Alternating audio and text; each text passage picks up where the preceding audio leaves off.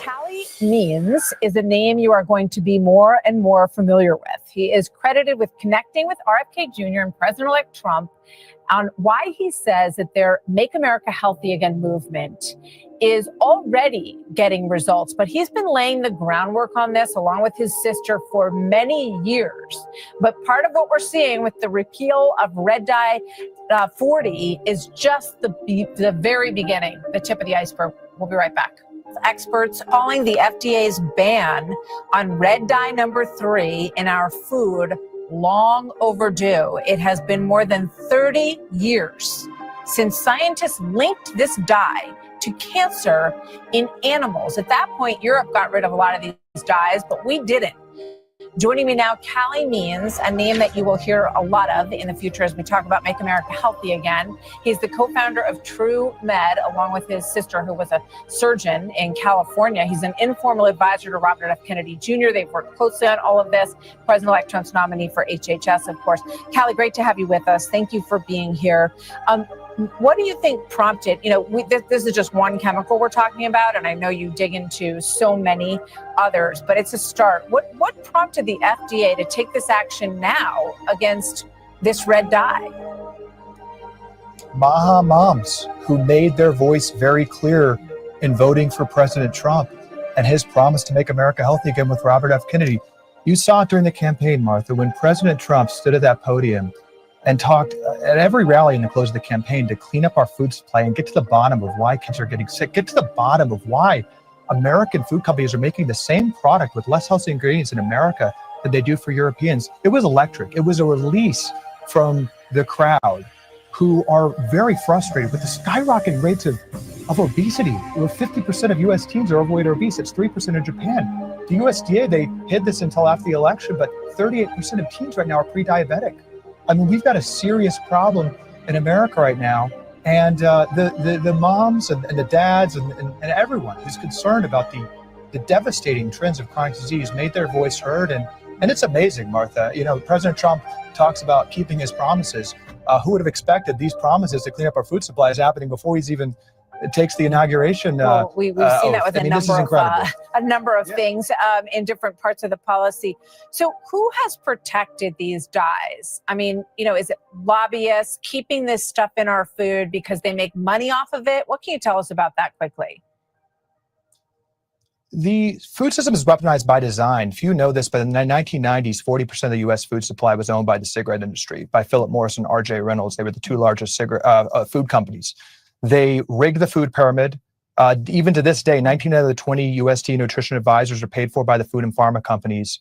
And they produce bogus studies that say these food dyes, which are made from crude oil, which are phased out of every other country in the world, are healthy because their marketing survey says that the neon colors make kids want to buy it. Crude oil in our food. I just want to go back. Crude oil in our candy. These food colorings are literally crude oil. That is what it should say on the box. We have chemicals like atrazine, which change testosterone to estrogen for our boys. We have 10,000 chemicals, Martha, that are being phased out of every other country.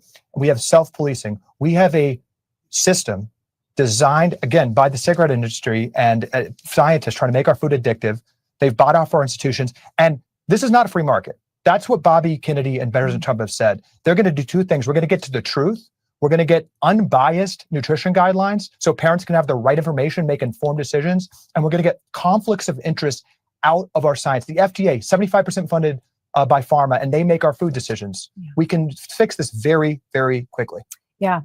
Well, there's going to be some things that happen this way, and then other things that just happen by awareness. And I know you all talk about just read the ingredients. If there's 17 ingredients and you can't pronounce 12 of them, you probably should just put it back on the shelf, right?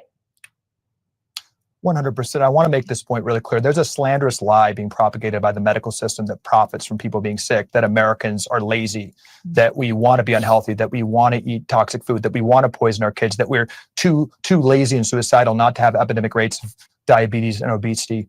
We live 7 years less than Italians. And I can tell you from seeing Americans across the country, we're not lazier than Italians. We have bad Yeah. incentives, corporate capture, and that is what President Trump and Bobby Kennedy are going to fix very quickly. Yeah, I appreciate what you're doing. And thank you so much for talking to us. It's just the very beginning of something that I know you say can happen really quickly, which is super encouraging. So Callie Means, thank you. I hope we'll talk again soon. Good to see you. Thank you, Martha. Well, a much needed break from fire weather conditions in Southern California, though officials warn that next week is a concern when they look at the weather and wind patterns. Residents now grapple with everything from water pollution to mudslide warnings. A closer look today at just how prepared the city was for this catastrophe. Senior national correspondent William LaJeunesse reports live from Pacific Palisades. Hi, William. Hey, Martha, nothing would have stopped this fire, right? But there's a lot of scapegoating going on. Governor, mayor, fire chief, all kind of on the hot seat here. And one reason why, right? The wildfire budget was cut by the state. Of course, you heard that the city did not pre-deploy resources in vulnerable areas like this one. And now we're hearing that the city had cut the fire department budget, including mechanics. So when off-duty firefighters showed up to respond to an emergency call, there were no vehicles available for them to use. Many of our rigs that are sitting at our supply and maintenance because we don't have the resources to fix them. That's LA's fire chief last year begging for more mechanics. Why? When the Palisades fire broke out, every available firefighter showed up, yet many had no pumper truck, engine, or vehicle to use. We have $1 million rigs sitting at the yard with no mechanics to fix them.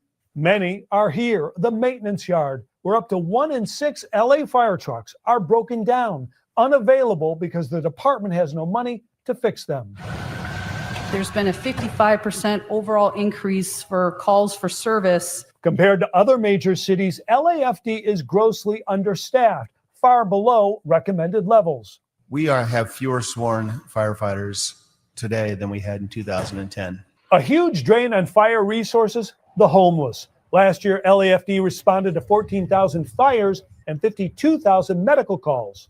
If we cut one position, if we close one station, if we close one resource, the residents of Los Angeles are going to pay the ultimate sacrifice and someone will die. While next year's budget calls for more mechanics and replacement vehicles, the department wants another $5 million for EV charging stations and almost $2 million for a diversity and inclusion plan. And we are at that breaking point where our firefighters can no longer do more with less.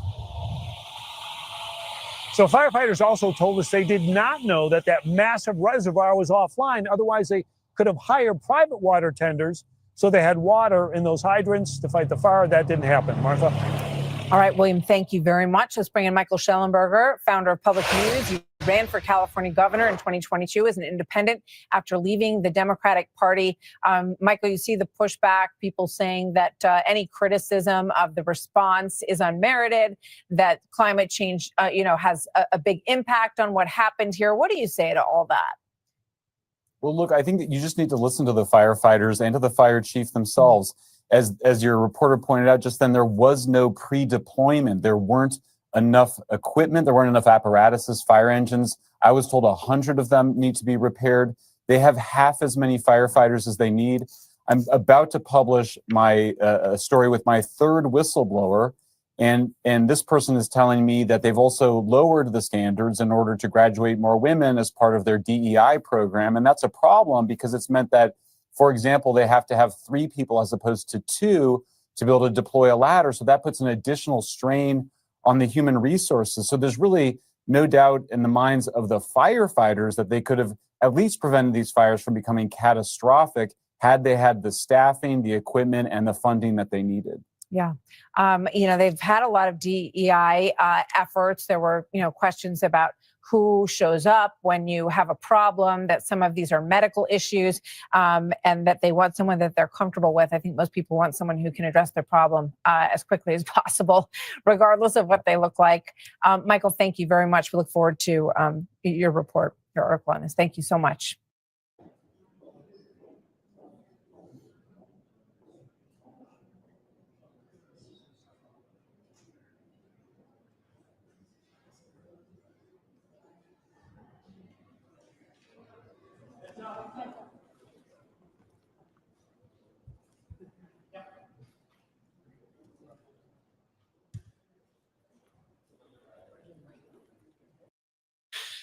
Aliens.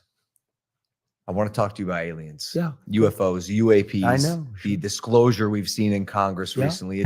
It's confusing and upsetting a lot of Americans because there's something happening. There are unidentified aerial phenomena in the sky. We don't know what they are. Do you? So it's such a question I do get a lot, and it's such an interesting question. I've met with pilots that look just like you, actually. Okay, they have more of a crew cut.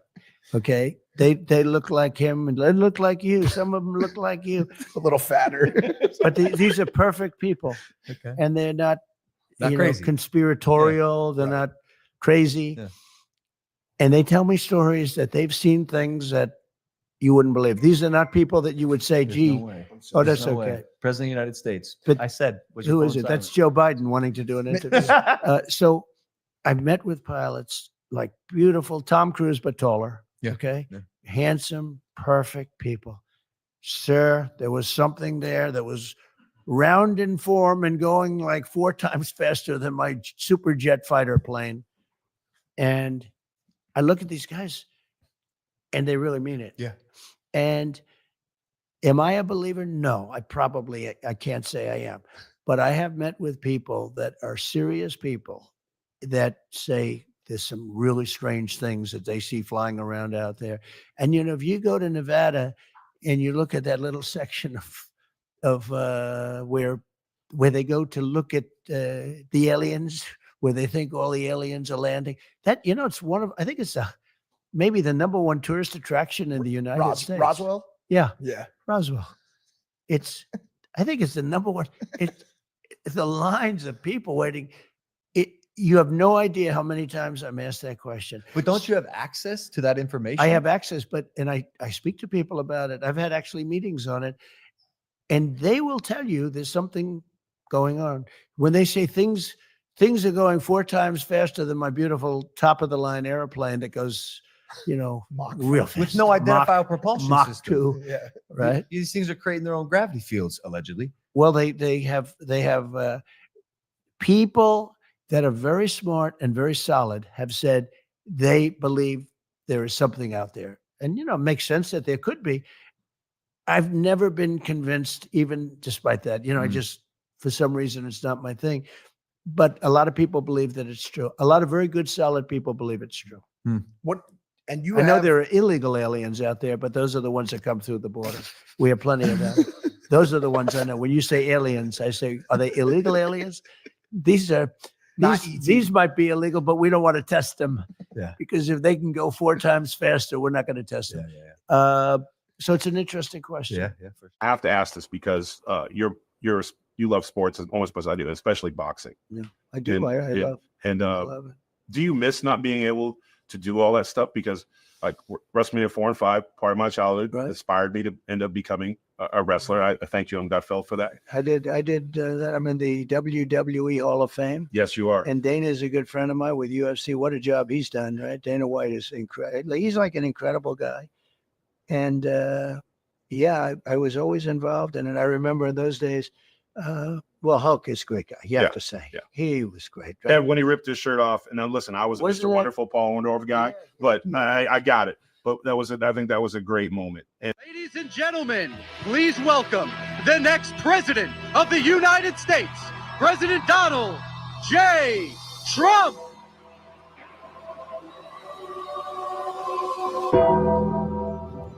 All right, everyone. November 5th, Election Mania. Choice is yours. You can go with President Trump, Kane, and The Undertaker, or you can take Kamala Harris, Dave Bautista, and Tim Walz. Choose wisely. The nation depends on you.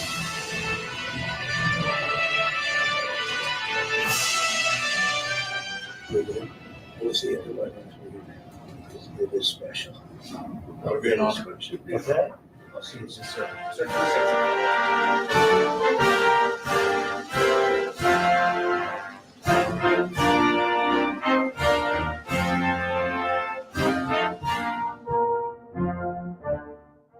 Like your social media is very big, right? I guess I'm not. You're not into it. Is my social media? It's pretty big. Yeah. Okay. All right. It's still Who's pretty the big. biggest on social media? The Rock. Oh, The Rock is Dwayne Johnson. You is- know, he was great. I never thought he liked me. And I felt badly because I think he's a terrific guy.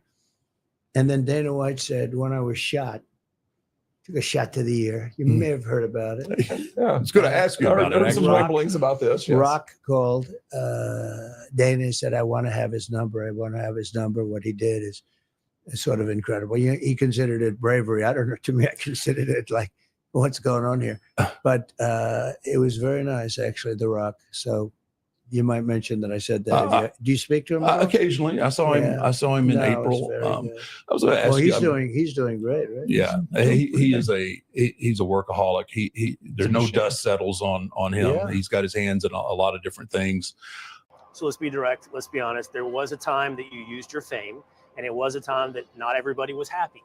And that was a few years ago. That's right. And you made a very big point. You said, I've never done this before. I've never endorsed a political candidate. That's and right. you endorsed Kamala Harris and Joe Biden. And I'm being real with you, and you're being real with me. Sure. A lot of people on Fox watching us, you and I talk right now, remember that and wonder about that. So how do you feel now in retrospect with that endorsement? In what way? Are you happy that you made that endorsement in 2020? Are you happy with the state of America? Am I happy with the state of America right now? Well, that answer is no. Do I believe we're going to get better? I believe in that. I'm an optimistic guy, and I believe we can get better. The endorsement that I made years ago with Biden was one I thought was the best decision for me at that time. And I thought back then, when we talk about, hey, I'm in this position where I have some influence, and it's my job then. I felt like that then. It's my job now to exercise my influence and share with this. This is who I'm going to endorse. Am I going to do that again this year? That answer is no. I'm not going to do that, because what I realized, and I didn't realize it back then, Will, but I realize it today. And back then, just like I am today, very lucky, I was then the most followed American man in the world, and I am today the most followed American man in the world, and I appreciate that. But I also realized that what that caused back then was something that tears me up in my guts back then and now, which is division. And that got me. And I didn't realize it then. I just thought, hey, our country feels like there's a lot of unrest. It feels like I would like things to calm down. Maybe we need a change. This is what I'm going to do, and this is who I'm going to endorse. The takeaway after that, months and months and months, I started to realize, like, oh man, that caused an incredible amount of division in our country. So I realize now, going into this election, I'm not going to do that. I wouldn't do that, because my goal is to bring our country together. I believe in that in my DNA. So in the spirit of that, there's going to be no endorsement. Not that I'm afraid of it at all, but it's just I realize that this level of influence, I'm going to keep my politics to myself. And I think it's between me and the ballot box. But I will tell you this. While, like a lot of us out there, not trusting of all politicians, I do trust the American people. And I trust that whoever they vote for, that's going to be my president. And that's who I'm going to support 100%. I trust, by the way, I feel the exact same way. I trust Americans. No Yes. matter the state of this country, no matter its political leadership, I inherently trust the moral backbone, the culture that is uniquely American. And I appreciate that. In the spirit of avoiding divisiveness and honoring unity, you do not want to endorse someone in 2024. We talked about that mountaintop, though. Okay. Sure. And you and I on the floor of the stock exchange talked about this. Yes. Well, let me ask you something really quickly, because Please. again, Yeah. would you endorse? Will you endorse? Like, how do you feel about that? Because you're in a position too as well, where you're influential. Now he's putting me on the spot. I've never answered this question. You know, Dwayne, I've never formally endorsed. But I love our flow. That's the Yeah. thing. So I've never done that. I've never formally endorsed someone. And I don't know why. It's no secret. Anybody watching will know which ways I lean and who I lean against and who I lean for. And I'll be honest with you or anybody else, the way I've voted every single time. But a little bit, I've always considered the ballot box as private. I mean, yes. I'm not going to vote for Joe Biden. Yes. You know, Yeah. And I don't have a problem telling you or America, I will vote for Donald Trump. Sure. But I don't know about it. I've just never made a point of my interest. And that was a big moment. And that's why I wanted to ask you about it today. It was a big moment for you. Yeah. So WrestleMania's 4 and 5. On 4, you're in the Battle Royal, and there's the Bad News Brown thing. And then WrestleMania 5, you're in a tag team match against Rhythm and Blues. And WrestleMania's 4 and 5 took place at Trump Plaza. And 30 years later, Donald Trump is the president of the United States of America. So we ask you, what are your memories of the Donald Trump WrestleManias? And did you have any interactions with him? Do you have any memories of those 2 years? Because it's pretty bonkers when you think about it now. Well, actually, I remember quite a bit about it. I remember Donald Trump was actually a really big fan of wrestling, and there's one part in that match where the Battle Royal, where Bad News takes me in. I think it's Bad News, but somebody throws me in the turnbuckle frontwards, and I hit the turnbuckle. And when you watch it, you can see Donald Trump just about falls off his chair. And I know that it kind of impressed him. I think Donald Trump was enough of a fan that when I took a good front turnbuckle, it stood out in his mind, because I remember meeting him in the back at the end of the show, and he treated me really well. He came up and suggested we get a picture together, and we got a picture with him. I got a picture of me and Jim the Anvil, and I think my son is in the picture, maybe my dad. And it was just a nice picture. And I remember the next year when I saw Donald Trump again, I didn't think he'd pay any attention to me very much. But I remember he came up and he asked me, he goes, "How'd that picture turn out last year?" And he goes, "Let's get another one." We took another picture. So, I mean, my experience of Donald Trump back then, that he was always a bit of a fan. And I think he had a lot of respect for the wrestlers. And how were those Trump Plaza WrestleManias? Because that was the first time they'd ever done it back to back. They were okay. I can't say I was that excited about the Battle Royal. I got a phone call from Vince McMahon about a week before WrestleMania that year. And he said, "We got more fan mail for you right now than any other wrestler in the company. We can't figure out why." He goes, "Why you got that?" He goes, "So we're turning you into a good guy. You're going to turn babyface, and we're going to give you a big push." And I remember, I didn't want to. I was really happy with my relationship and tag experiences with Jim the Anvil, and I thought we were doing really well at the time. But turning me babyface and making me a big star was certainly, appetizing for me. I mean, I thought, geez, that'd be great. But it never happened. I learned something in that whole experience, was that they tell you you're going to give you a big push. A big push is not when you lose to the first guy you wrestle against. I remember I wrestled Bad News, and he beat me everywhere I went, every town, and just, basically annihilated me. And then basically my job was to build him up for Hulk Hogan. And I remember kind of going, "Well, where's this big push? All the fan letters and everything, that I was supposed to be so popular, and you're beating me every night." And then I found out that it was probably my interviews that weren't very good. But I turned that back on them too, because I think my interviews were never my strongest point in those days. I wasn't the best promo guy, but I prided myself on my wrestling skills. But the promo thing was all about confidence. If you start building your confidence and start to believe, I didn't believe in Bret Hart either.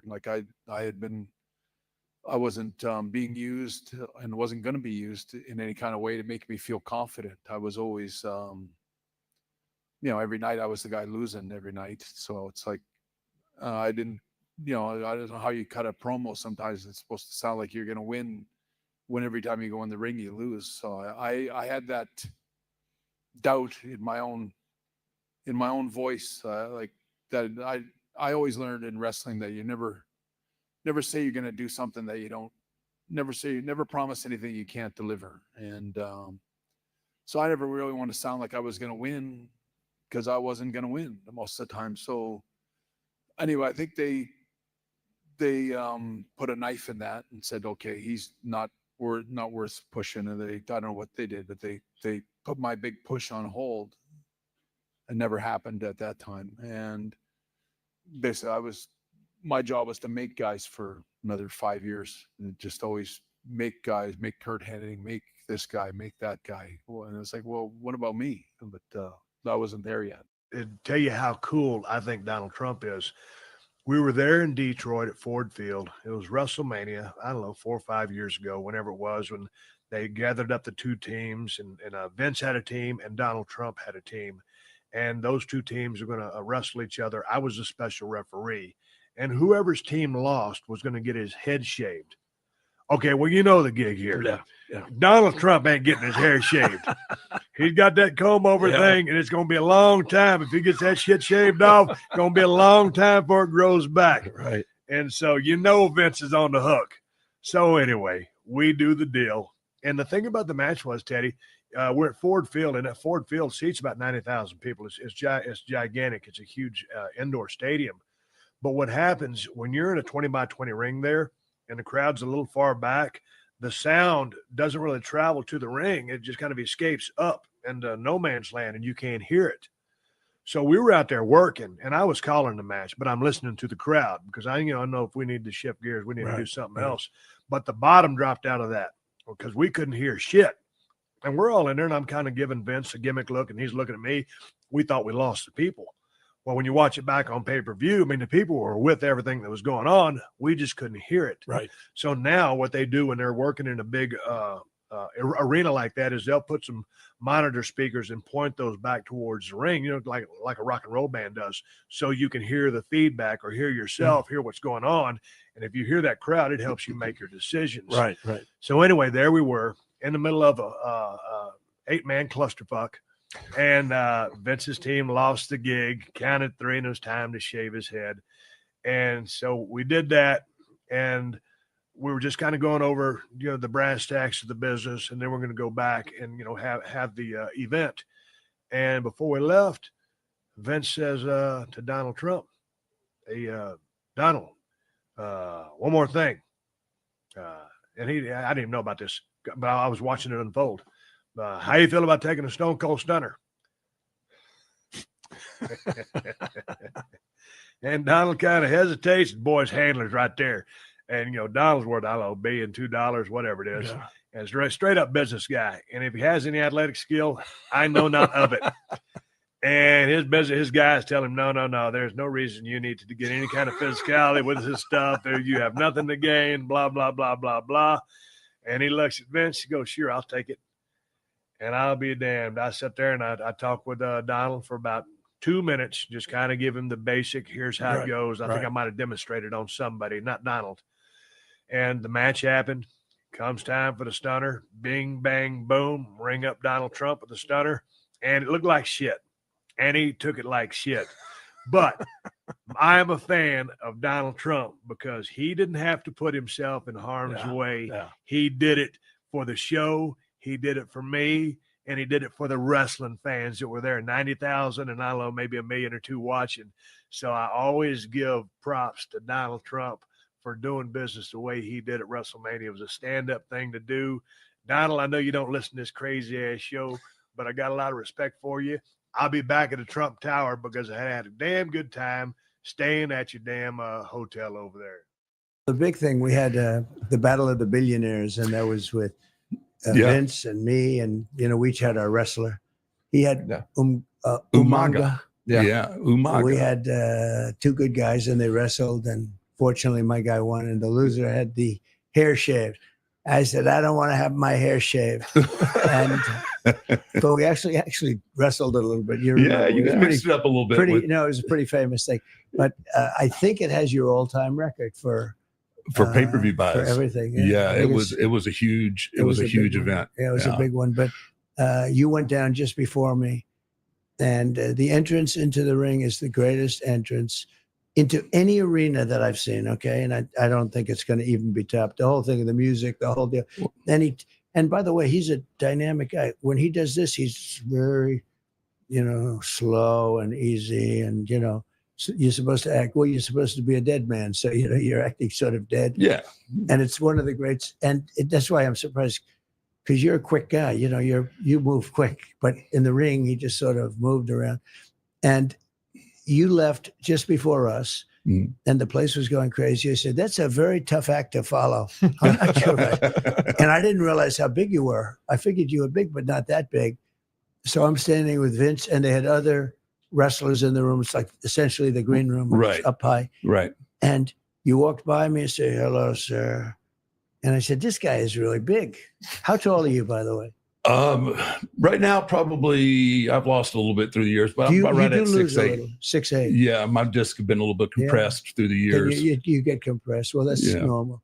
They say you get compressed and your feet get bigger. Did you ever hear that? Well, I've always had big feet. Yeah, Yeah, but- my dad yeah, you used do to. have big Yeah, my dad used to tell me. He said, "You'd have been tall, boy, if you hadn't to give up so much for foundation." That's right. So, But I said, this guy is really big. And you were wrestling a good guy that night. Do you remember? I do remember He was a good specimen guy. And it was great. But I said, how do we beat this, Vince? What are you doing? Why don't we go before them? We should go before them. But we had that was a great evening. And I think it said, I don't know if it still has, I think it still has your record. It was, it was a big night. It was in Detroit. Yeah. And, Well, I have a son who's 6'9". Can you imagine? I have a son who's an inch taller than if you're saying. So you were probably at super height 6'9". Yeah, I was probably right 6'9". there at 6'9". So 6'9", like 360. 330. I kind of topped out at 330. Belinda McMahon I picked, who really helped Vince a lot over the years. A lot of people don't know that. And she's a fantastic woman. She's been a big supporter from the moment, from the very beginning. And she was the head of small businesses, which is big business, basically, Right. small business administration. And she did a fantastic job. Everybody loves her. Special woman. And I know she was involved with the WWE. Thank you very much. And I'm also a North Carolinian, but I'm from the eastern part of the state. I grew up in New Bern. So we were used to the storms down there. But for this storm to come up, the trajectory that it did into this area was nothing short of just astounding that happened. And I'm so sorry. I had the privilege of a lifetime of serving as the SBA administrator under President Trump. And I can tell you that SBA would have been on the ground with FEMA in this area, working to get people back in their businesses, getting their home loans processed, because we'd want the economy to get back on track. So hopefully you're going to have that service. If you don't have it now, you will. Thank you very much, Mr. President. Thank you. I'm not allergic to straight talk. Yeah. And every man of consequence that I learned from in my life never bullshitted nothing with me. Whether it was Dusty Rhodes, whether it was my football coaches, whether it was anybody I was with, they always told it to me straight, even when I didn't like what I wanted to hear, because I always believed everybody can handle bad news and good news, but no news and bullshit don't piss down my back, as my grandmother used to say, and tell me it's rain. And that's one thing that you have never done. You always, if you don't want to hear, because the American people can accept bad news, because when we know how bad it is, then we can look forward to getting it better. And that's in this age of endorsements. Yeah. That's why you have my endorsement, Mr. President. You can take that, a cup of coffee, and do whatever you want with it. It means a lot to me. It does. But I think this is going to be the most important election in the history of our country. I agree. Because our country is going bad. I hate to say, I wouldn't do this with just politics. Our country is going bad.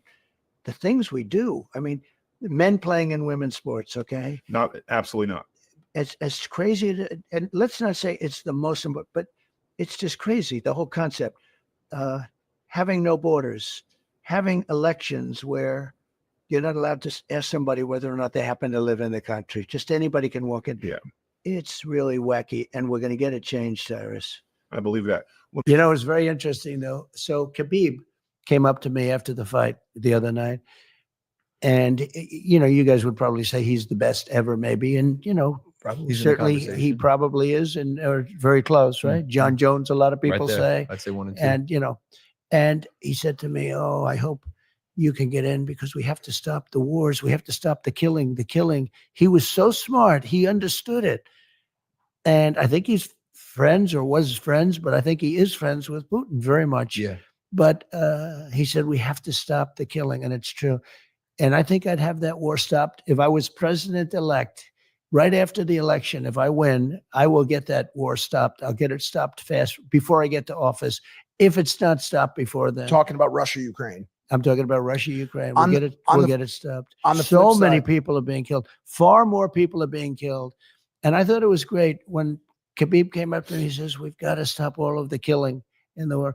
He's a very smart guy, very interesting guy. We talked for a while.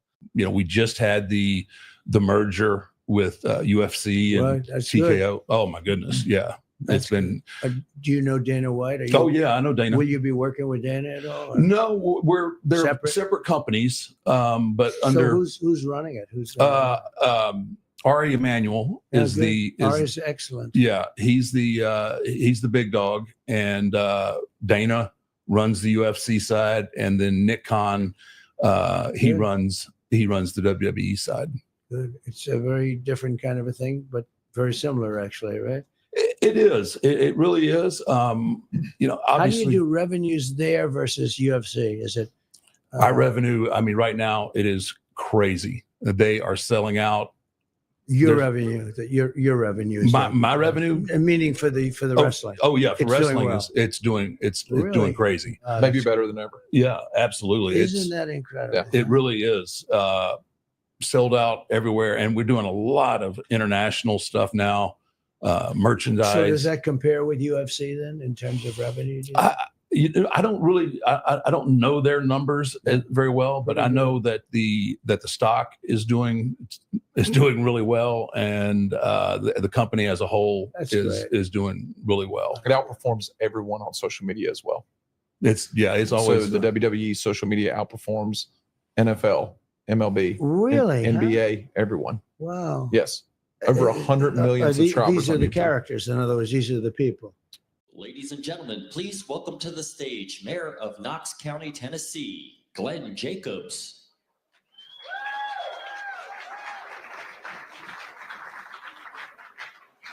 Hey, good afternoon. Just a little bit about myself. I actually grew up near Hannibal, Missouri. I graduated from Truman State University. It's 2.5 hours south of Keokuk. Stepped off the airplane yesterday. I was like, oh, it's still balmy here in January. Isn't it amazing? Thank you all so much for being here today.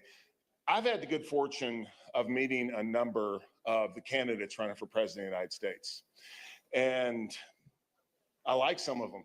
They're good people. A couple of them I really, really like. I think they have great policies. But they're not what our country needs right now. They're not who our country needs right now. Our country right now needs Donald J. Trump. And for me, it comes down to two things. You know, Trump's economic policies were amazing. The economy boomed. The border was under control. It's now in crisis. And we see all the other great things that he did. But for me, there are two things specifically that I believe he will do better than anyone else. In late August 2021, I got a text that I will never forget. A friend of mine sends me a text and he's like, hey, just a heads up, in case you haven't heard, one of the 13 service members that was killed in the withdrawal from Afghanistan was from Knox County. You know, as a local official, you never think you'd have to deal with something like that. And as I've thought more about it, that was a microcosm of the Biden administration. He took some excellent work that Trump had done and completely botched it and resulted in the deaths of 13 fine young American men and women. You know, often government incompetence is hidden in reports and statistics and numbers. It's something completely different when you see it in a flag-draped coffin, a shattered family, and a community in mourning. When Trump was president, there was peace in the Middle East, the Abraham Accords. Does anyone know what would have happened if Donald Trump had been president? And now it looks like the world is teetering on the brink of a regional war in the Middle East, which could end up in a world war. Donald Trump is the one person that would stop that from happening and reverse it from happening. And American boys and girls should never be sacrificed on the altar of profit for the military-industrial complex. But it sure seems like that's what happens sometimes. And the other reason that Donald Trump is far superior to anyone else in this race is he has personally stood up to the deep state like no one ever has. For those of you who don't know, I've had a long career in professional wrestling and WWE. A lot of people think I'm a tough guy. I like to think I'm a tough guy myself. But if I'd been what he'd been through, been indicted multiple times, I probably would have been like, you know, Mar-a-Lago's really nice this time of year. I think I'll just retire there. Instead, he fought back and he exposed the weaponization of the Department of Justice like no one ever has. And I can't wait till he's back in the White House and he starts ripping all that out by the roots. So again, thank you all so very much for being here. It's cold, it's terrible outside. It shows you the support that he has. Tomorrow night, be safe when you go to the caucuses. Most of all, make sure you support Donald J. Trump for President of the United States. Thank you all so very much. God bless. In return, Trump showered Kane with praise and also addressed The Undertaker, who was not in attendance, but praised his acting skills and physical strength. Again, another man who's a friend of mine, he's another one I'm not going to mess around with. He's Knox County, Tennessee. Do you know Glenn Jacobs? Goes by the name of Kane. Kane. Where is Kane? Look at the size of this guy. Man, oh man. That's it. He's all man.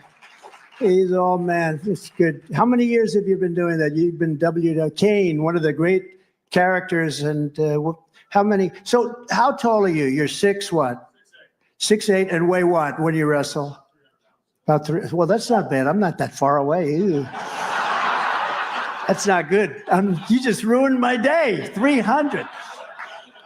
Well, all I know is, I guess there's a little acting involved, but when I see these guys, some of them like The Undertaker, right?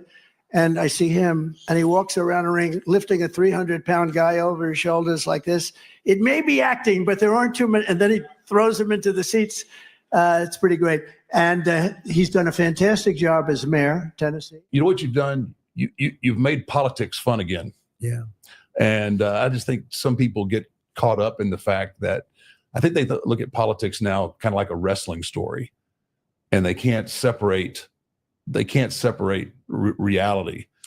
Well, it's so interesting because, and I can't explain exactly why, but so we'll go to places and have 100,000 people show up, and I don't have a card, and I'm not a wrestler. And when I felt your arm, I said I wouldn't have been a very good wrestler. It wouldn't. You get big, strong arms on top of everything else. But and I'll get a crowd of 100,000 people coming about politics. If Ronald Reagan came back and he went to some of the places that I go to, he'd have 250 people or 340, and that's very, very good. And they do it in a ballroom someplace, and I'm getting like 50, 60, 100,000 people. It's crazy. And it's like a love of the country because, it's hope. It's something going on. It's something very amazing. So now we're in the middle of the election period. I mean, the voting actually started after 4 years, because if I didn't feel I won by a lot the last election, I wouldn't do that. Because if you lost, you lost. It's okay, you lose. It's easier in a way to just say, okay, I'm getting on with my life, and maybe I'll go to those beaches or do what I want to do. There's right? golf to be played. Yeah, golf too. Do you play golf? I'm a frustrated golfer. I would but think you would hit a long ball if you hit it. when I hit it, it goes a long way. Yeah, I'm just not the. Now, with just 8 days to go before Election Day, you have a new CBS News YouGov survey finding that there is a tie across the composite battleground states collectively, while Harris maintains a 1-point lead in a national vote preference. Joining me now to break it all down, the Republican mayor of Knox County, Tennessee, and 2021 WWE Hall of Fame inductee, Glenn Jacobs, better known to all of my wrestling fans out there as Kane. Mayor, it's great to have you. Thank you for joining the program. What do you Thanks, make Emily. of how tight some of the polling has been, particularly within battleground states? I think that's just how this race is going to shake out. We saw the same thing in 2016, 2020. Back then, of course, it was a landslide for Hillary Clinton in 2016. Didn't quite turn out that way. So I think that with polling, there's always the challenge of just what particular time and what issues, what questions are asked, and all of those things. But nevertheless, I think that we're seeing a lot of momentum in the Trump camp, and I think that the Harris camp is actually panicked about that at this point. Shouldn't he be further ahead given the issues that are on the ballot, like economy, inflation, immigration? Well, sure. Again, when you look at 2016, he was well behind Hillary Clinton. In fact, many pundits were saying that was going to be a landslide, and it wasn't. And this time he's actually closed the gap since then. So I think come election day, I don't think Trump ever polls really well. I think the most important in the final poll is election day, and I think he's going to do very well in that one. We were talking about his rally last night at Madison Square Garden. Elon Musk was speaking about cutting about $2 trillion from a $6.5 trillion bloated government, as many people would say. But do you think that that's realistic? Could someone really come in as a government efficiency officer and cut $2 trillion? Something's going to happen. We're on a completely unsustainable path here with spending. When we look at the debt, when we look at the amount of money the federal government spends, its budget compared to GDP, all of that is completely out of whack. So something has to be done. It would be politically painful, but if it isn't done now, it's going to be much more painful in the future. So that would be something I would definitely like to see, would be to see the federal government really pared back. What issue is top of mind for your constituents? For us, inflation in the economy, immigration, public safety, all the things that folks think about when you talk about government. Politics actually isn't that hard. They want good roads, they want safe neighborhoods, and they want good schools. And what we're seeing under the Biden-Harris administration is the complete opposite of that. That's why literally Vice President Harris has created a straw man to where she's running against her own record and saying, I'm not going to do those things when I get into office, but that's exactly what she's doing right now. I have to give you a little bit of a jab here. I'm a former UFC fan. I do love wrestling, but, I think when people see Trump go to UFC fights, that's very clear that that's his audience. Within your world of wrestling and WWE, is there room for swing voters in that camp? Oh, that's a great question. Actually, I don't think any audience is monolithic. So I do think that you see people that have different viewpoints, and I have some colleagues who are friends of mine that believe things that are vastly different from what I believe, but we still get along as best as we can. And that's one of the unfortunate things about the political environment now and how it's so divisive is the fact that you can't even talk with anyone anymore, just about the issues, frankly, about anything. And it'd be great if we get back to the point where we could have those heated discussions, but at the end of the day, realize that we're all trying to work towards a common goal, which is improving our country. A common goal from the Republicans has also been improving the messaging around early voting. How is early voting going in your district? The numbers are huge. In Tennessee, we have a 2-week period of early voting, and this time the numbers have been through the roof, as they have around the country. Well, I guess you can't really have any results yet, but you have an idea of how many people have voted versus Election Day. Is it higher than it was 4 years ago? Yes, it will be much higher than it was. I don't know the exact figure, but it will be much higher. You've talked about some of the issues and people have really mentioned spending. I think for me, I think about managing the budget of a family, of a young daughter. I think about that every time I go to the grocery store. People sort of get their eyes glazed over when we talk about federal debt because it's like the government can just print trillions and it doesn't matter. But it matters to my family. If I'm required to budget in my family, I need a federal government that too takes that same fiscal responsibility and manages their budget. Are you confident that the next administration can get our fiscal house in order? Yes, I am, especially as you mentioned with Elon coming in and some other folks that President Trump has talked about bringing in as advisors or his cabinet. I think so. And one thing that folks have to remember, we all get that glazed over look when we start talking about finance, but the reason the national debt is so important is, they can print money to make up for the budget, but it still goes into a tax. It's called inflation. And the reason that bread and milk and gasoline are all so much more expensive is because the federal government has printed so much money to buttress its outrageous spending habits. So again, we're going to have to do something. I think this Trump administration, it's going to be pretty different from the first one. I think that the administrative state, deep state, whatever you want to call it, I think this time that they are in deep trouble, that Donald Trump is going to take care of that. A lot of these bureaucrats that have lifetime jobs will be shown the door, and that's nothing but good news to the American people. Well, I'm glad that at least two of us, you and me, our eyes don't glaze over when we talk about federal debt and deficit. So I guess we get 2 points right there. I wanted to end on a topic we were just coming off from a previous conversation about building nuclear sites to power AI. We know that solar and wind is great, but it doesn't reliably power AI and the desperate, power needs that we need in the future. For your county, in your state of Tennessee, what are you guys doing to invest in nuclear and make sure that you can be an AI hub for businesses? Well, here in Tennessee, in East Tennessee, we have a huge advantage. We have the Oak Ridge National Laboratory, which was part of the Manhattan Project. And then, of course, the offspring of that was nuclear power. The first light bulb lit using nuclear power, using electricity generated from a nuclear power plant, was right in Oak Ridge, Tennessee, which is about 30 miles down the road. And since then, they've just kept up that great research pedigree that they've had since the 1940s. We just had a major announcement that a company called Orano will be investing $6 billion close to the lab to build the country's first uranium enrichment facility in over 20 years. So here in Tennessee, we believe that we can help lead the nuclear renaissance across the country, across the world, really. And as you said, that's what has to happen. Nuclear is the only energy source that's going to be able to accommodate the electricity needs of the future. Well, Mayor Glenn Jacobs, we're really appreciative of your time and your expertise and giving us some insight into your county, your state, and of course, some of the viewership as we're coming up on Election Day as well. Thank you. Thank you for having me on. Or what are you going to do if elected to protect the integrity of women in sports and continue on with just the fair play? And I don't mean to put you on the spot, No, and I appreciate it's a everything. simple question to Well, me. but I want to put a face to it. If Go you ahead. can I bring my daughter? Absolutely. Okay, come here. Wow, such a beautiful. I That's what I call a beautiful daughter, huh? Thank you. She is, and she's quite the quarterback too. But you don't want to go and wrestle a guy like if you were doing that, because people do that, like your father, right? He's a little too much to handle, right? No, I will get rid of it fast. Men playing in women's sports is insane.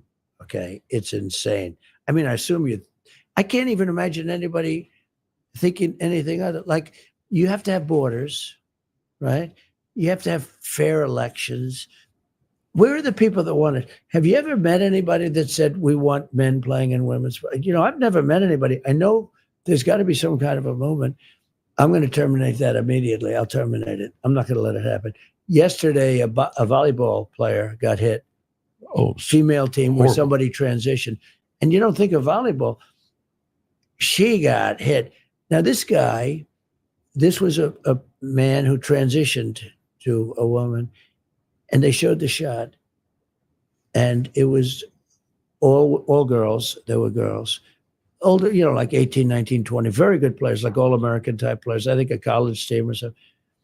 And they had the one guy on the one team, and he was up so high in the air, and he smashed that ball. You don't see that. And this ball came at her at a speed that she's Right. never seen, get really whacked her. But other volleyball players were hurt. But the best is weightlifting, where you see a record that stood for like 15 years. and they're putting, an eighth of an ounce on each side of the bar. You know this better. And then some person that transitioned to a female from a male. Have you lifted before? Not much. No. Well, here we are. So he got, he puts, they add like 100 pounds to it. He's still lifting. Yeah. So it's crazy. The swimmers too. Look at the swimmers. I mean, the swimmers, it's ridiculous. Yes. So, and I think it's very demeaning to women, but, she wants to play sports and she wants to play against women. You don't necessarily want to play against men. It's okay, but you don't want to do it. Did you see the boxing match at the Olympic boxing? Did you see the guy? I did. Did you see that beautiful Italian girl? She's supposed to be a good boxer. She took just a left jab. The guy's up, he goes, boom. That's like a defensive punch. So it goes like that. I never saw it quite like that. She didn't actually go down. She walked back to her corner. She said, I just got hit harder than I've ever been hit before. It was ridiculous. Then the corner pushes her back out. You can do it. You can do it. But he goes with another left jab.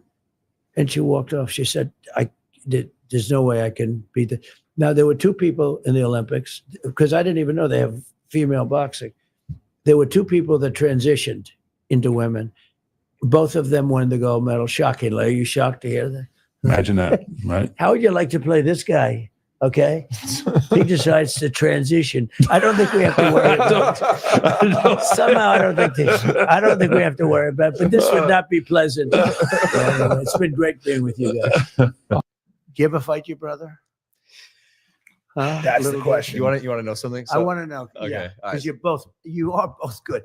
Do you ever fight him? Thank you. I not in real life. You no. practiced a little bit. Never. With him, right? We've never even sparred. Really? We don't know. I think. Well, did you beat him up your whole life? I didn't. I punched him in the face once because he took my glasses. But I was willing to step in for Mike Tyson when Tyson got sick and had to postpone his fight. And we actually ran it up the chain in Netflix. It's hard for brothers to fight, though. I think it's hard. Not on I've Netflix seen it over for a the years, big old bag. Yeah, figure there it have out been once and some, for though. all. I think it's. You don't think so? You love your brother. Well, me and Jake decided that obviously, we both come from a place of love, and Right. whatever the outcome would be, we'd have to be okay with it. But obviously, I love my No, but brother. the shots to the face and just one time though, for the rest of history. Yeah. That night goes down forever.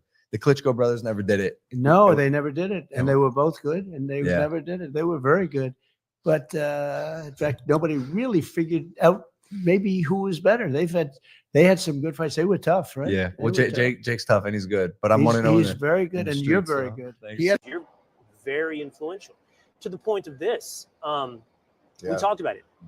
You running for president. People talk about it. You've talked about it. Yes. So, you're not going to make an endorsement in 24. Right. Assume what? As I break out more. You're gonna be a Yeah, drink, I knew you're this gonna drink question was for this coming. question? Are you gonna ever are you gonna ever seriously run for president? Answer that question seriously, consider it seriously, and make that Sure. that mountaintop run for president. As of now, no.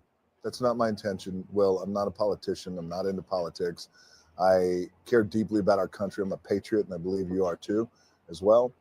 And right now, my desire and my priorities are my babies and school drop-offs and pickups and things like that. That's important to me because I also have a 22-year-old who I like to say we grew up together. And I know what it's like to be in a business. At that time, I was a full-time professional wrestler on the road over 300 dates a year. And I missed a lot of her growing up. And I understand what that is if you become president and how all that goes away. And I don't want that to go away. And I also feel like in the spirit of bringing people together and bringing our country together, I don't know if that's the right move at this point. Possible. I don't know. So truth is, As of now, you said. as of now, I mean, this is what I asked you about. as I bring another drink. This is legacy. This Yeah. is there something to serve others outside yourself? Is that a potential mountain? Is that something that you said as of now, 2028? It always is, Will, and I got to tell you, we might have talked about this either on or off camera last time we were together. Is man, my family was evicted out of Hawaii when I was 14 years old. We couldn't pay the rent, and we were gone. We were kicked off the island, and from that kid to then not knowing where I was going to live winding up in Nashville and then going up to Bethlehem, Pennsylvania, and kind of all over the place. From that kid to a good amount of Americans feel like I would do a decent job of becoming president. It's still very surreal to me. And I'm honored by that. And this idea of legacy, building New Mountain, more than yourself, bringing our country together. Right now, my main priority is being a daddy and continuing to build these other things, but also, again, being in the position I am, just like you said, my trust, unequivocal, is with the American people. And whoever they decide to make president, then again, that's my president, that's our president, and we're going to support it. But it takes a special human being to sit on a podium, take a bullet, and get up bleeding with your hand raised in the air. Yeah. And let them know that, you know, the moment right now is bigger than that. Yeah. You know, I don't know. I mean, what possesses you to put your life on the line when you don't have to? Yeah. You have a wonderful life and you've got a tremendous even legacy. Beyond that, I sometimes joke with the crowds because we get very big crowds. We had 107,000 in Butler. That's where the accident took place. We had 55,000 when we went back a couple of months later. We had just 2 weeks ago, we had 107,000. We had 101,000 in California. Incredible. 3 days ago. Big crowds. And, abnormally big because no politician ever had these crowds. I don't even know what it is exactly. I can't explain it. Why am I getting, it's like, why? But I sometimes say, I don't have to be here with you. I could be in Monte Carlo and the beaches. I could have everything. I don't need this. But I'd rather be in Butler, Pennsylvania with you, And it's true, actually. Because, look, I have a lot of wealthy friends and they go to these places and, most of them are unhappy and all that stuff. But, I feel I have a purpose, and that's to rebuild our country. This country is doing so badly. The border, I mean, I don't know what your politics are or is, but your politics, just common sense. We have murderers pouring into our country. We have drug dealers pouring in. Just the border. There's many things wrong, but just the border. I think the border is worse than inflation. I think it's the biggest thing. To me, it's, like we're now in the middle. I don't know when this is going on, and I wish you luck with it. I know you're going to get high ratings. I used to think I was a big person, but I don't feel so big standing next to this guy. This guy is big. Well, but my son would feel better, although he's not quite as wide as you, I will say. He'll grow into it. He will be. Yeah. He will be someday. But I feel I have an obligation to do this. I had 4 great years. We had the best economy we've ever had as a country. We had the strongest borders we've ever had in recorded history. I guess they might have been very strong 1,000 years ago or something.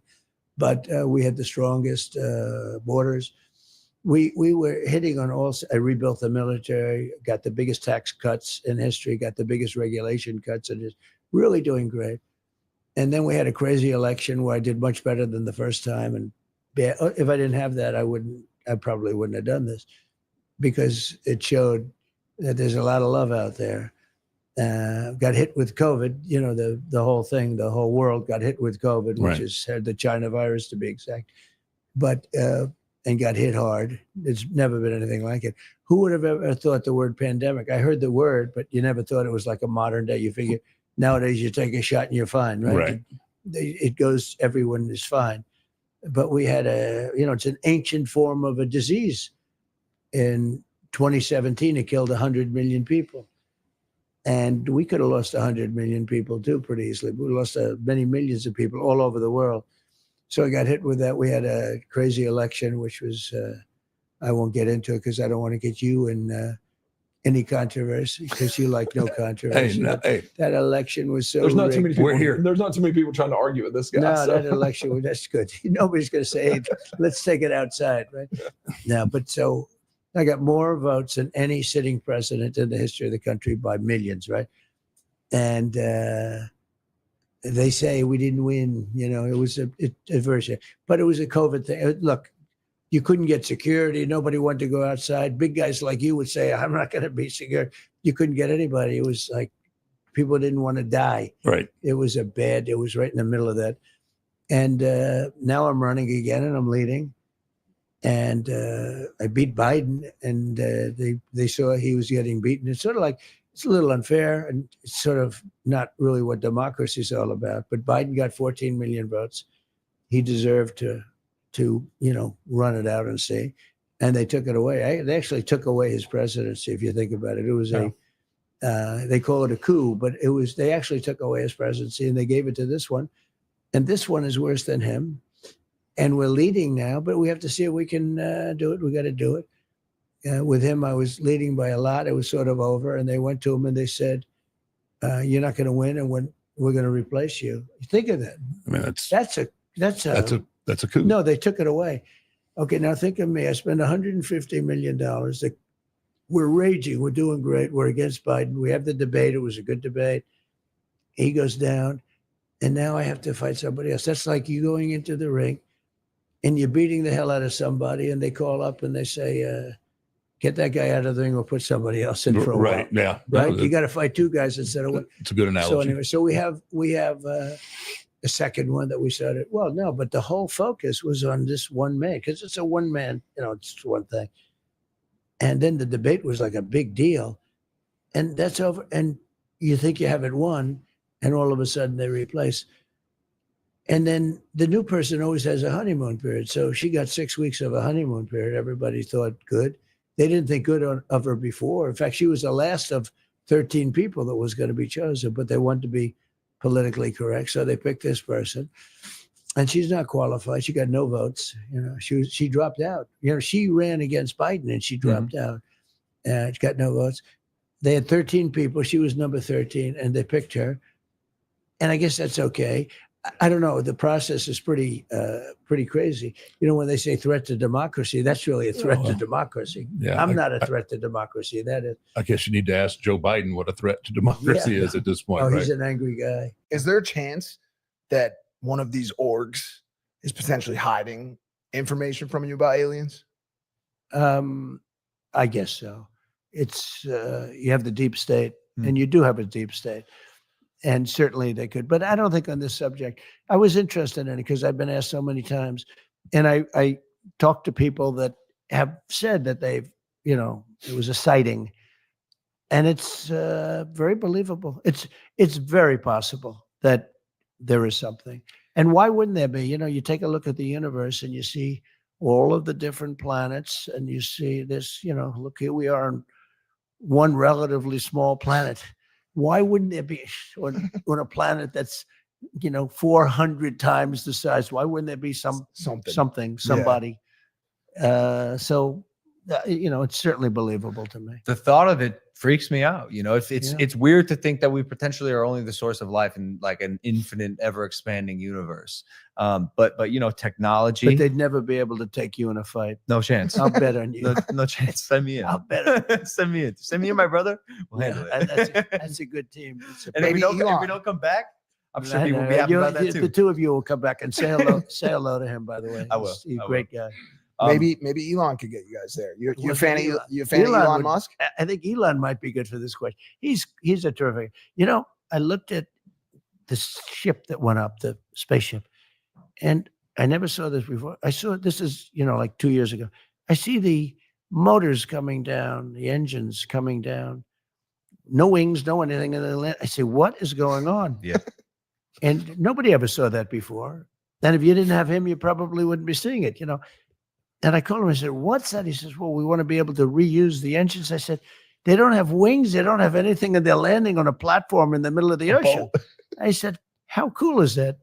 I thought I saw it all, but that was, no, he's a spectacular guy. Well, I mean, between PayPal, Neuralink, Starlink, Tesla, SpaceX, and other things. Yeah, he's probably one of the greatest minds. AI, very big. He's that's what I wanted to ask about. Yeah. It was the second question because technology is improving at a rapid pace. That's right. At a pace humanity's never seen before. And the most recent development in technology that is alarming but also cool is artificial intelligence, AI. Yeah. I think it's going to be eventually to a point where we're not able to tell what's real and what's fake. The era of truth, I believe, is probably slowly, unfortunately, coming to an end, unless you come with receipts.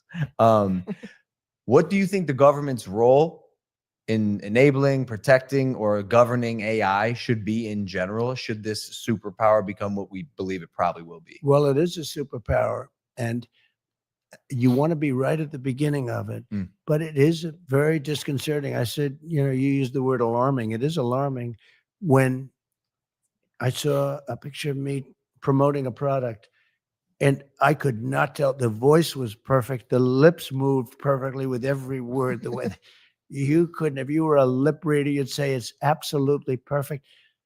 And that's scary. In particular, in one way, if you're the president of the United States and you announce that 13 missiles have been sent to, let's not use the name of a country. We have just sent 13 nuclear missiles heading to somewhere, and they will hit their targets in 12 minutes and 59 seconds. And you're that country. And there's no way of detecting. I asked Elon, is there any way that like Russia or China can say that that's not really President Trump? He said there's no way. They'd have to rely on secondary first alert. They have to rely on a code that if you don't have a certain code, who the hell's going to check? You got like 12 minutes. And let's check the code. Gee, how's everything doing? So what do they do when they see this, right? They have maybe a counterattack. It's so dangerous in that way. Okay. In another way, it's so incredible that what they do is so incredible. I've seen it. I just got back from San Francisco. I met with incredible people in San Francisco, and we talked about this. This subject is hot on their plates, the super geniuses. Yep. And they gave me $12 million for the campaign, which, 4 years ago, they probably wouldn't have. We had thousands of people on the streets. You saw it. It just happened this last weekend. Yep. I met with incredible people, actually. And this is what everyone's talking about with all of the technology. These are the real technology people. They're talking about AI. And they showed me things, but I've seen things that are you wouldn't even think it's possible. But in terms of copycat, now, to a lesser extent, they can make a commercial. I saw this. Yeah. They made a commercial, me promoting a product, and it wasn't me. And I said, did I make that commercial? Did I forget that I made that commercial? It is so unbelievable. So it brings with it difficulty, but we have to be at the forefront. It's going to happen. And if it's going to happen, we have to take the lead over China. China is the primary threat in terms of that. And what they need more than anything else is electricity. They have to have electricity, massive amounts of electricity. I don't know if you know that, in order to do these, essentially it's a plant. And the electricity needs are greater than anything we've ever needed before to do AI at the highest level. And China will produce it because they'll do whatever you have to do. Whereas we have environmental impact people, and we have a lot of people trying to hold us back. But massive amounts of electricity are needed in order to do AI. And we're going to have to generate a whole different level of energy. And we can do it, and I think we should do it, but we have to be very careful with it, right? We have to watch it. But it's, the words you use were exactly right. It's the words a lot of smart people are using. There are those people that say it takes over the human race. It's really powerful stuff, AI. So let's see how it all works out. But I think as long as it's there, it plays out. And that's just AI. What about when it becomes SI or super intelligence? No. Then they'll have super AI, right? Super duper AI. But what it does is so crazy. It's amazing. It's crazy. Now, it can also be really used for good. I mean, things can happen. I had a speech rewritten by AI out there, one of the top people. He said, "Oh, you're going to make a speech?" Yeah. He goes, click, click, click. And like 15 seconds later, he shows me my speech. That's crazy. Written. That's crazy. So beautifully. I said, I'm going to use this sucker. I've never seen anything like it. What'd you say to your speechwriter after that? You're You're fired. I said, "You're fired, Vince. Get the hell out of here." No. This was so crazy. it took it and it made it unbelievable. And it's and so fast. It's you just say, I'm writing a speech about these two young, beautiful men that are great fighters and sort of great at a lot of things. And tell me about them and say some nice things, and period. And then that comes out. Logan in particular is a great champion. Jake is also good. See, I'm doing that only because you happen to appreciate now. that. But no, it comes out with the most beautiful writing. So one industry I think that will be gone are these wonderful speechwriters. I've never seen anything like it, and so quickly. A matter of literally minutes, it's done. So it's a little bit scary. Well, as you said, let's see how this plays out. First of all, Mr. President, thank you so much for doing this. This is a tremendous honor for me. I'm a big fan. So well, just so you understand thank you. it. Well, I'm glad because I've got an issue with you, and and when you gave me this opportunity, first of all, thank you for coming on the Gutfeld show. It was hilarious. Yeah, it was a lot of fun. It's a good show. And I actually owe you an apology before we start. I've been very critical about you, how you fight all through the campaigns. I voted for you because I like policy. I didn't know you as a man. And I think when you don't understand what a man fights for, you can get lost, especially with all the noise we're seeing from fake news, et cetera, who created these pictures from you. So Gutfeld show's over. Cameras are off. We go backstage, and I expected you to be like every politician or anybody I've ever celebrity I've bodyguarded for. And you met my family, and you talked to my daughter. My daughter is 10 years old. Her name is Georgie. You guys talked for 20 minutes. If nobody knew, you could have been her grandfather. And you were talking about her horses and her dreams. And I was sitting there and I was like, I have been so wrong about this man because I never understood why you fight the way you fight. You're a family man.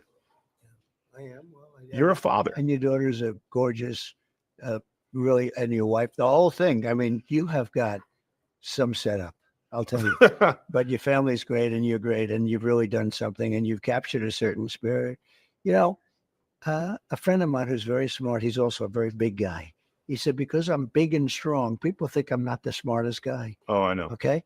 You are a really smart guy. And I see it and I've watched it and I like the show. And we have the privilege of having had the highest rating in the history of the show when I did it a couple of weeks ago. That was as high Of all time. Of all time. Yeah. We beat network television. You beat everybody. And they were up 35 million That's homes. right. Yes. And it was a landslide. Yep. Now, you're putting it on me. I'm throwing it back to you, Mr. President. Go ahead.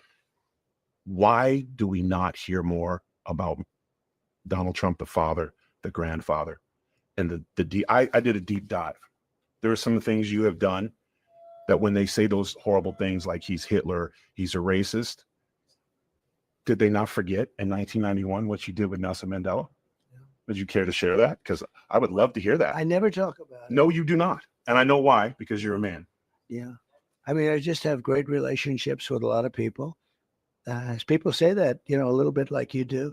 I don't think it's a narrative the press likes. Maybe it's not even a narrative that I should have. We have to protect our country, and maybe we should let the other side. I don't even call them the enemy. I think we have more of an enemy from within than we do from outside. You know, if you have a smart president, they talk about China and Russia and everything else. If you have a smart president, they're not going to be the problem. We have a bigger problem from within, and they hate it. I noticed today they were saying he said the enemy from within. Of course, it's Adam Schiff. These are bad people.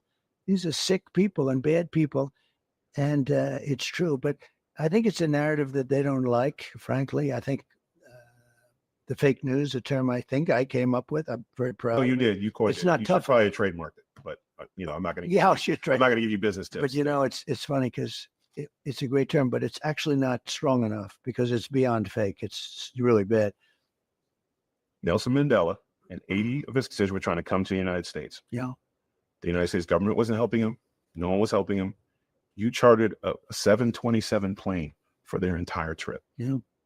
How is somebody, and it's crazy because you can talk about anything, and why is it hard for you to talk about the things you've done? It runs in your family. Your father helped build a synagogue. I mean, why do we not know those things?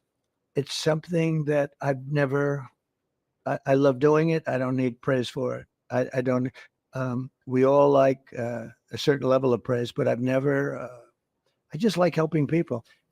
I help a lot of people and I enjoy doing it, and I never talk about it. It's nice that you bring it up. I also think it's not a narrative that the press likes talking about, for me. But I think it would help a lot of the American people who have been misled, I myself included. Now, listen, I'm voting for you now because of the man you are, not just because of the policies, because not every American will get the opportunity that I had to saw who you were backstage. When you enter the arena, there's an eruption of cheers. Yeah. But I remember, because I've been going to UFC for a while, like it wasn't always like that. There was a very clear like shift in the perception of you. Do you feel like you feel that now more than ever? I don't know. You know, I've done it in Vegas, Miami. I do it with Dana. Dana wants me to do that, and I do it. And it is an eruption. He said like he's never heard before. They actually stopped a fight. One of the fighters were walking out, and there's a fight going on, and these guys are really going at it. And they heard this crazy sound, and they stopped the fight. They both stopped fighting. They're looking over what happened. They probably thought bad things were happening to the arena. But no, it's been great. And he is just somebody you have to really respect. I imagine you guys do, but he gets these fighters from all over the world, and they are, some really talented people. And I have respect for fighters. When you can take 200 shots to the face and then look forward to the second round. Yes. It's interesting. A lot of wrestlers want to do the UFC thing, but they can't take the shots because they're wrestlers. I've been with a lot of them, and because at the White House we honor the national champion wrestlers and tennis players and sort of everything. We have these, but speaking to the wrestlers, some of them, there's somebody named Bo Nickel who I think is going to be great. He's a fighter. Fantastic. He was a All-American, I think probably 4 years. I'm not even sure. He went to Penn State, and he's phenomenal as a fighter, and you'll be watching him. But he doesn't mind if he gets hit. He doesn't mind. Some people don't want that. What do you weigh now? I'm probably 305 right now. Wow. Yeah. That's not bad, right? No, it's easier. I'm trying not to replace any more joints. So as a wrestler, you really lose a lot of joints, don't you? You really have. Yeah. I mean, the body's not made to take that on and then, most people don't realize the schedule that we kept back then too, which was on the road over 200 days a year. And that's in the ring. So I've always wondered, because it's whether it's, fun or, entertainment, or you're still getting slammed around, right? Yeah. Does that ring take great absorption? In other words, well, it's funny that when Vince started getting in the ring and mixing it up a little bit, the rings got a little bit softer. Yeah, right. Before that, it would be just like taking a fall on this floor. I mean, they were really hard. Well, how did you do that? So that was, wow, it's a crazy thing, and you just condition your body to it where you don't even, after you do it so much, you just don't even think about it. How often did it, I mean, I know you're supposed to interview me, but I find it very interesting. How often did it happen where somebody gets really angry? In other words, you hit a guy accidentally the wrong way or something, and he's had it. And these are tough guys to start off with. They're not babies. How often did it happen where you're fighting somebody and you made a mistake and he gets angry and he really goes at you? Yeah. Back in the day, so I started with Vince in 1990, but before that, in the late 80s and stuff like that, guys were really salty, and they didn't take too many, you're supposed to be a professional. Right. And usually guys you think, well, if he hit me like that, then, it's for a reason. So, they'd mix it up in the ring for a little bit, and then they'd get back in the locker room. And what would happen? The guys would run into the ring and stop it, right? I was told when you had a lot of guys running into the ring, that usually meant that there was a problem. Usually when that happens, it's part of the show. When So guys are actually, what stops somebody from going nuts and really, really starting a real fight? Yeah, probably losing their job. Yeah, I mean, you have to, what we do is hard enough, but if you go in there and start taking liberties with somebody and are starting trouble and having fights, you're not going to be around long. I mean, it's you have to have a cohesive unit of guys. You don't have to like each other. I think it's like politics. Right. You don't have to like each other, but you have to be professional enough to work with each other. Did you like some of these guys a lot, or not really? Yes, no. A lot of the guys I'm really close with, and then there's some guys that I don't care much for. But it's kind of like the way I wish politics would get back to. Yeah, I may not agree with you, but I can share a dressing room with you. I can shake your hand, and we can do business. And that's how it is. There's some guys that you kind of naturally, you gravitate towards and become friends with. And I had a group of guys that we So ran. how many years have you done it? So I had a in-ring career of right at 35 years. I mean, that's amazing. And you're still in one piece. Right? I'm in one piece. I got some new parts. I got some new knees. I got Does new every hips. wrestler end up essentially having to get new parts? At some point, usually you're going to have something that needs to be replaced. There's very few guys that get out unscathed, and that's. You ever get hurt so badly that you basically can't continue the match, and you got to be like literally helped out and carried out? It happens. It happens, and it's just part of what most people don't realize, Mr. President, is that although we're entertainment, but in any given match, you're 2 inches away from something really catastrophic happening. Absolutely. And then when you figure the amount of dates per year that you work, I mean, that really goes up exponentially.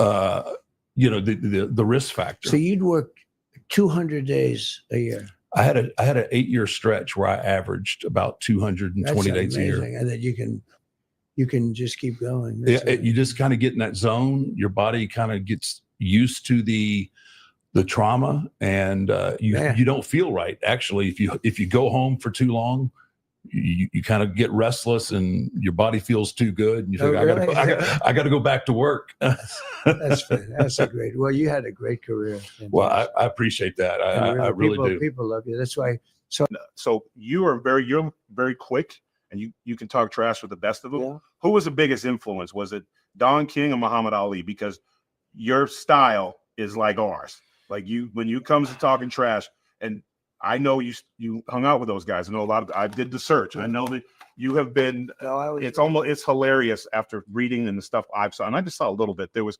hard to find, but you have been a regular guy with. You never cared what color somebody was or who they slept with. All you cared was the content of their character, and if they could do the damn job or not. They were both friends of mine. Now Don King is still alive. You know, he's 92 years old. Yeah. He lives in Florida. He's a great guy. He endorsed me, very strongly endorsed. He said, "You got to vote for Trump." Then I probably spoke to him a week ago, maybe, and he was great. Very different guys, but there's nobody. Don King, each incredible. Don King, nobody like that, and Muhammad Ali, nobody like that. These were two unique people. You know, Don King was a tough cookie too. He beat the hell out of people. Unfortunately, it cost him a lot. Yeah. But he was a tough guy. But he's a big supporter.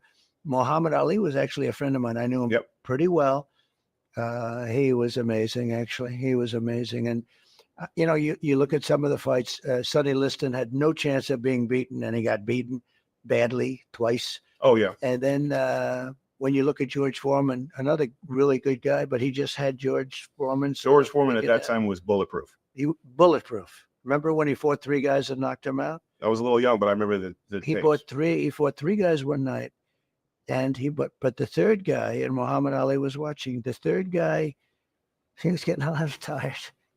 What's your favorite? What was your favorite all-time big prize fight that you were at? Well, believe it or not, I was at Madison Square Garden. I think it was Ali Frazier won. Oh, so you were there. That's, in my opinion, the most historic fight of all time. So I was there as a young guy, very young guy. And I remember there were many heart attacks. Can you believe it? They had heart attacks. Men, I heard it. I don't even want to say it because it sounds ridiculous, but there were a lot of heart attacks. It was the craziest evening. 2 undefeated, legendary fighters. They were both undefeated. And it was brutal. And that was the days of the 15-round fight, when they had to fight. And I can't say it because, look, I'm not in the ring, but those fights were better. Those extra 3 rounds. Well, that was the championship round. So they say 11 and 12. Those were the championships rounds. Now, how are you dressed for that? Because it was the 70s and there was wild, crazy. Now you've always been kind of never been a big fan, but was it just the suit or did you have the jacket? I think we're just pretty normal. But I was a very young guy. Yeah. But in terms of an event, I think that was maybe the greatest event. That was the first Super Bowl. But now you have Dana White, who's done such a great job with the UFC. I don't know, the boxing, unless something happens, the boxing doesn't look the same as it did. Fighting over in Saudi Arabia is not the same thing, with all due respect. No, but it's he's done a great job with UFC. Would you ever do the UFC stuff? Watch it? Yeah. No, from years ago. Oh, years ago? Yeah, if it was available. Can you take the shots to the face? Because a lot of I'm not going to hit in the face. I had one shot. Most of my fights were over in about 5 or 6 seconds. Well, the weird thing would be fighting one guy. Usually I had to fight 3 or 4 at clubs. So, but those days are behind me. I asked Dan Gable, so he was probably the greatest wrestler of that type, right? And he was fantastic. I said, would you have done well in the UFC if they had it then? And he said, no, because I would never let people hit me in the face. It's a whole different culture, frankly. Well, when you can get in the face. Wrestling background, is a lot of. I think Kurt Angle would have been tremendous. Yeah, had he not broke his neck and stuff. But I had a very fortunate career. Yeah, I've made some money, and more money than you ever thought possible. For sure, right? For sure. Yeah, I know. I know the Absolutely. kind of money you make because I know when you have a top event and your shows, but these events are doing fantastically. Yeah, What yeah. you've done is incredible. Yeah, I'm very blessed, and part of the reason that I believe I'm blessed is because of this country, and I think in a way I'm kind of living like the modern day American dream. I had access to a phone and could start my business and reach the entire world on this device. So, Excuse me, did you guys start like separately? Me and Jake? Yes. Nah, together. Oh, you started. So you started together. Together on YouTube. And did you branch out? You each have your Yeah, own thing now? well, eventually, because I went to college. Jake was Yeah. still in high school. He ended up dropping out. I finished my first year. It's an amazing 2 stories, right? Yeah, for sure. Who makes more money? It depends on the year. It depends if Jake has I wanna fights. and it depends on when this sells, right? Yeah. I think. Is that your new drink? Oh, that's good. Oh, Yeah, well, yeah. If you make it, I like it. Oh, thank you, You wanna Mr. give- President. No, it's got to be good. It's got to be. Look, something's propelling him to fight world champions to a draw, right? Yeah. We actually made this American Oh, that's Prime beautiful. special Wow. for this episode.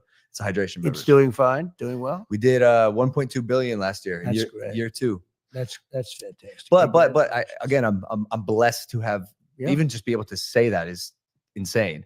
But my question is, for other young people in this country who are looking to get ahead, because for a lot of them, times are tough right Yep, now. it's very tough. What would you say to them, kids who want to pursue their own version of the American dream and try to achieve their wildest dreams and make Yeah. it all come true? I would say very simply, honestly, vote for Trump. Because with Biden, you're never going to do it. This country's going to hell. Vote for Trump. We're doing great with youth. We're doing great with African Americans, with Hispanic Americans, through the roof, both of those groups, with women, with men, and with young people, we're doing very well. But I say vote for Trump. If you don't have the right guy in the lead, the country's not going to, if the country doesn't do well, it's much harder to do even what you do. Okay. Even what you do. So that would be a simple message. I really mean it, actually. I heard they said, and I heard you were a fan. I don't want to say, but I heard you were like a political fan of mine. And I appreciated that. But I said, he was such an incredible athlete entertainer, because it's an entertainer. You have a lot of great athletes that can't entertain. You might as well forget it in your sport, right? Yeah, there's a lot of, and that's what most people don't really grasp. I mean, you can be a great athlete and not excel. You've got to have the whole package. You have to basically, and I think you've been a master of this. You got to make people care. You got to make them care one way or another.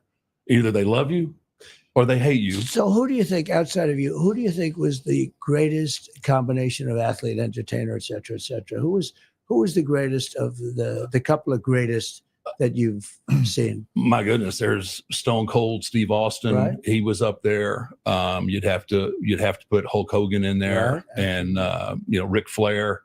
Right. Those are guys that just kind of off the top of my head could captivate you with what they had to say, deliver performance in the ring, and then Now you were much too young Haystacks Calhoun, right? Oh yeah, Right? Did you ever? You were too young. yeah. A little before my time. But he weighed like 500 and something. He was a big man. He was a big man. He was a big one. Yeah. Let's see. You had a lot of beauty. Sometimes. I had my share of giants. That Vince used to feed them all to me when I first came up. Like if there was a giant, there was a monster. Right.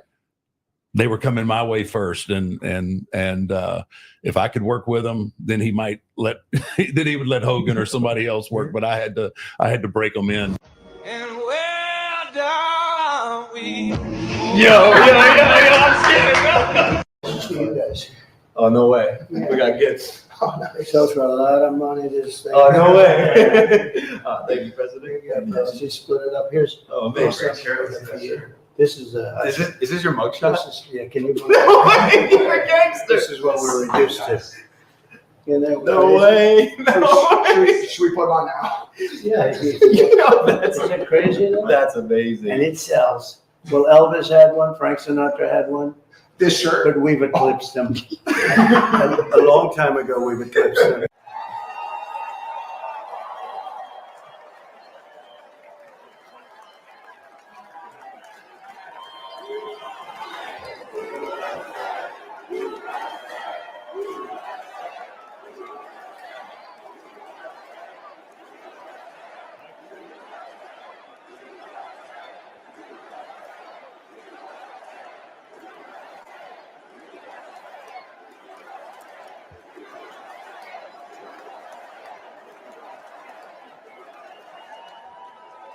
Well, let me tell you something, brother. You know something? When I came here tonight, there was so much energy in this room. I felt maybe I was in Madison Square Garden getting ready to win another world title. Or maybe I thought the vibe was so intense, the energy was so crazy, it felt like maybe I was going to press that no good stinky giant over my head and slam him through the mat, brother. But what I found out was I was in a room full of real Americans, brother. And at the end of the day, with our leader up there, my hero, that gladiator, we're gonna bring America back together. One real American at a time, brother.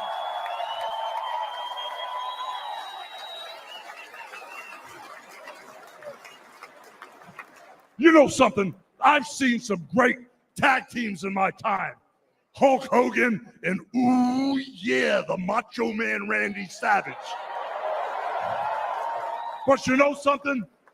I see the greatest tag team of my life standing upon us, getting ready to straighten this country out for all the real Americans.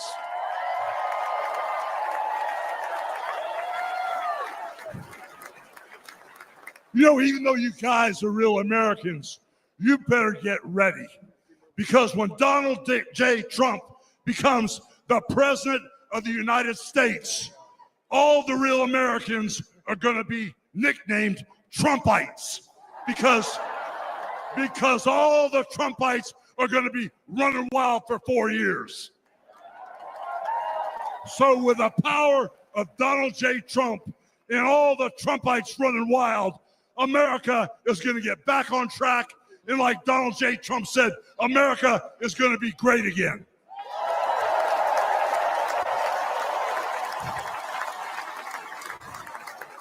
You know, when I look out and I see all the real Americans, I think about how Donald Trump, his family was compromised. When I look out there and I see Donald Trump, I think about how his business was compromised. But what happened last week when they took a shot at my hero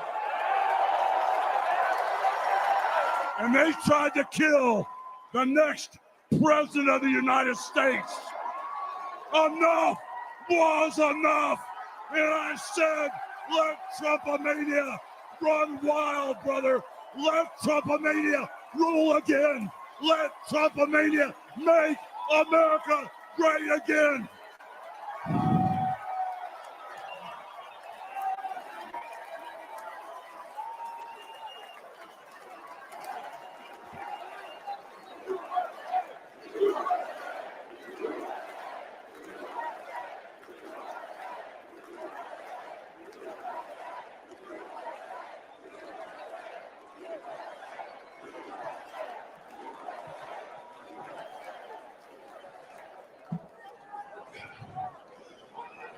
You know something, Trumpites?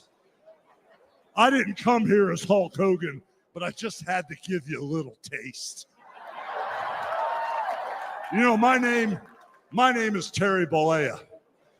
And as an entertainer, I love you too. And as an entertainer, I tried to stay out of politics. But after everything that's happened to our country over the past 4 years and everything that happened last weekend, I can no longer stay silent.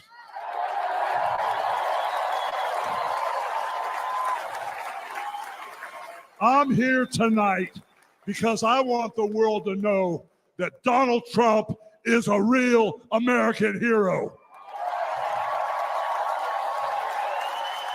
And I'm proud to support my hero as the next president of this United States.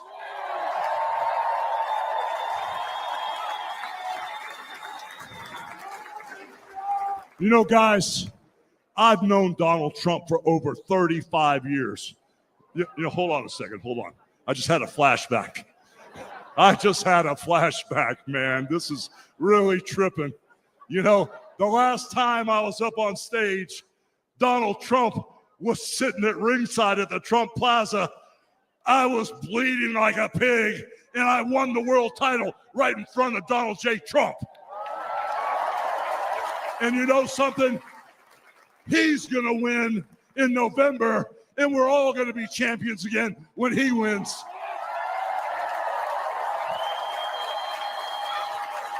And like I said, I've known that man for over 35 years, and he's always been the biggest patriot, and he still is. He's always told you exactly what he thought, and he still does, brother. And no matter the odds, he always finds a way to win. And when he's back in our White House, America is going to start winning again.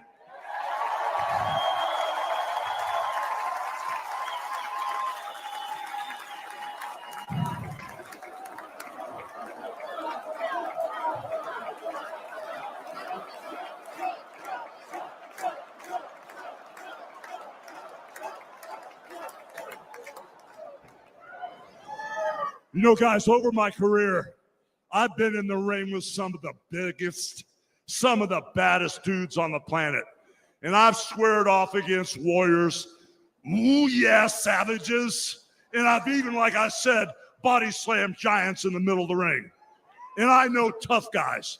But let me tell you something, brother. Donald Trump is the toughest of them all.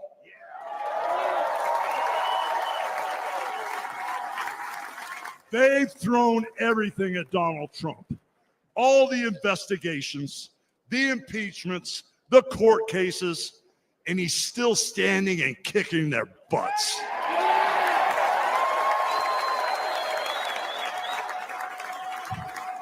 You know, we never had it better than the Trump years. Back then, we had a thriving economy. We had strong borders. We had safe streets. We had peace and respect around the world. But then we lost it all in a blink of an eye. Crime is out of control. The border is out of control. The price of food and gas and housing is out of control. And the only person who can clean this up is Donald Trump.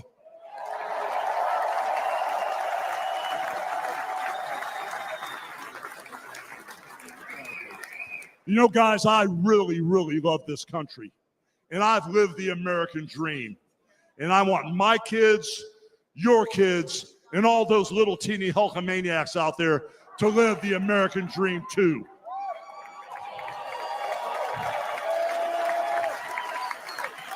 This November, guys, we can save the American dream for everyone. And Donald Trump is the president who will get the job done. So all you criminals, all you lowlifes, all you scumbags, all you drug dealers, and all you crooked politicians need to answer one question, brother. What you gonna do when Donald Trump and all the Trumpomaniacs run wild on you, brother. God bless you and thank you.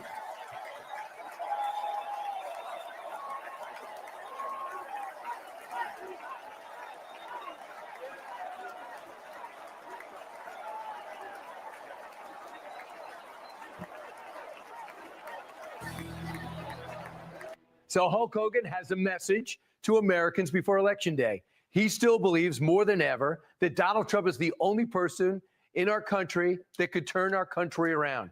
Why?